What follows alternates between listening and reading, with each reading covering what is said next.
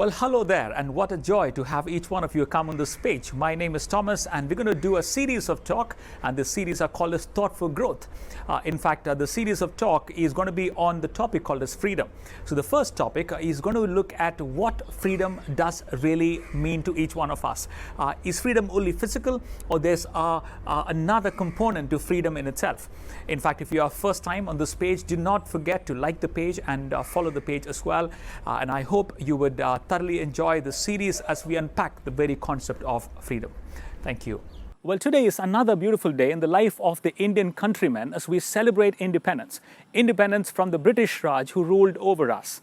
The words of Pandit Nehru, our first Prime Minister, on the eve of our first Independence Day is quite legendary, isn't it? When he said, "Long years ago we made a tryst with destiny, and now the time has come when we shall redeem our pledge.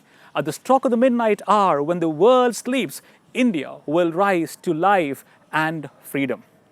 Well, ever since that day, hasn't it been wonderful to wake up in the land of the free? Absolutely. We must thank our countrymen, especially men and women, who laid their lives so that we could have ours, who gave up their present so that we could have our future today. Well, today, as a country, we have made remarkable progress since 1947. We have built a modern economy, second fastest growing economy in the world. We have in fact become a space and a nuclear power, and we have successfully launched Chandrayaan and won medals at the Olympics as well. But here is a question, and the question, however, is, have we really attained freedom in all that we aspire to? Are we really free from all the wiles that plagued us or enslaved us since our independence? A question, perhaps a question that is still debated upon today. Well, while we have certainly come a long way, we are still battling with some basic problems of life. Take poverty for that matter. According to the Indian Food Banking Network report, India is the home to the largest undernourished population in the world. 189.2 million people, that is 14% of our population, is undernourished. 20% of children under the age of 5 are underweight. 34.7% of children under the age of 5 are stunted. That means they are underdeveloped. How about corruption? Have we attained freedom from corruption, or are we still slaves of it? How about discrimination on the basis of caste and color and class and etc.? Nepotism, as so we know, is a huge problem in our country today. How about freedom of religion or freedom of speech and equality and all of that? How about the status of women? Statistics tell us that rapes have only gone up. The NCRB data of 2018 says one rape was reported every 15 minutes in India.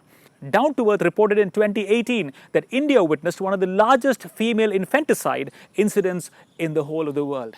And of course, the list goes on and on and on. You see, we have certainly made remarkable progress, and there's no doubt about it. But yet, the problems of the yesteryears still haunt us. Now, of course, the natural route is to blame the government in power. Well, the government didn't do anything to curb this, and hence, it's a problem of the government, we say. Of course, the government is voted into power to act and to ensure the above. But can the solution to our problems, the problems of mankind, come from government alone? You see, the people of Israel faced a similar predicament. They had a regime that was absolutely oppressive, and their scriptures did point to a Messiah in time who would deliver them from their sufferings. Oh, how they looked forward to the man who would be the answer to all their problems. They sang songs about the day when this Messiah would appear. Mothers told stories of how the future looked so different to their children from their current realities. But actually, when the Messiah came, he did not meet any of their political aspirations. Rather, he met their spiritual need. Now, I think that was one of the grossest disappointment for the Israelites.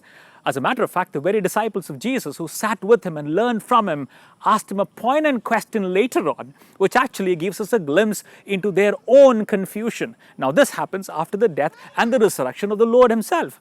They asked Jesus, "Has the time really come now that you have conquered death, that you will free Israel and restore the kingdom for us?"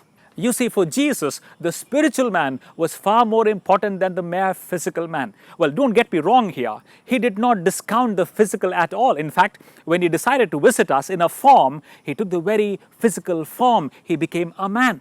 But for him, spiritual freedom was far more important than the physical freedom. Spiritual freedom was far more important to him than the physical freedom. Hence, Before we have freedom in the physical realm, I think we must experience freedom in the spiritual realm.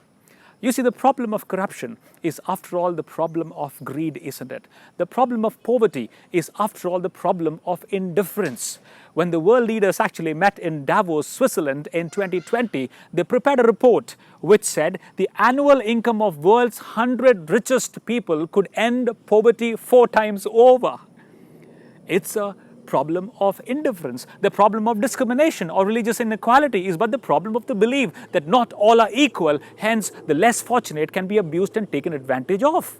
The problem of our women folks being ill-treated is but a problem with the belief system that posits men better than women. Our children being sold as slaves into sex trade is nothing but a belief that they are objects of pleasure. You see, some of our basic problems are problems of the heart, and it is rightly said, the heart of the problem is the problem of the heart. The heart of the problem is the problem of the heart. And can I say this? It is not a local problem. It is not confined to any one country, but a global problem. You know why? Because we all have a heart to each one of us. And Jesus points his finger at the religious leaders of his time, and he spoke some harsh words at them. He said, "Woe to you, teachers of the law and the Pharisees, you hypocrites! You're like the whitewashed tombs. You look so beautiful on the outside, but on the inside are full of bones of the dead and everything unclean." And he calls them blind. He says, "Blind Pharisees, first clean the inside of the cup and the dish, and then the outside also will be clean."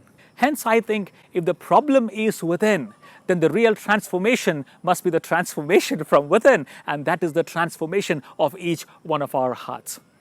Dr. Ravi Zacharias, theologian, author, and apologist, speaks of his experience at the America's bloodiest prison called Angola. He talks about 5,300 prisoners and being there. 85% of them are on life without parole. And as he walked through the prisons and saw all of them, he put his hand through the bars to shake hands with them. And to one man in particular, in his 30s, he asked, "So how does it feel to know that you are not going to get out of here?" You know what he said? He said, "Sir, I found a freedom in Christ within the bars here, which I never found outside on the roads there. And my greatest prayer is for my parents who think they are free, but they are still in bondage." Aren't we all in bondage in some way or the other? Am I not in bondage in some way or the other? Bondage to bitterness, anger, harsh words, unforgiveness, injustice, covetousness, greed, discrimination, abuse, nepotism, and you name it, we have it. My friends, it is the issue of the heart, and we need freedom on the inside before we have freedom on the outside. If the problem is within, then the real transformation must be the transformation from within, and that is the transformation of each one of our hearts. I want to wish every brother, every sister a very, very happy Independence Day. Thank you.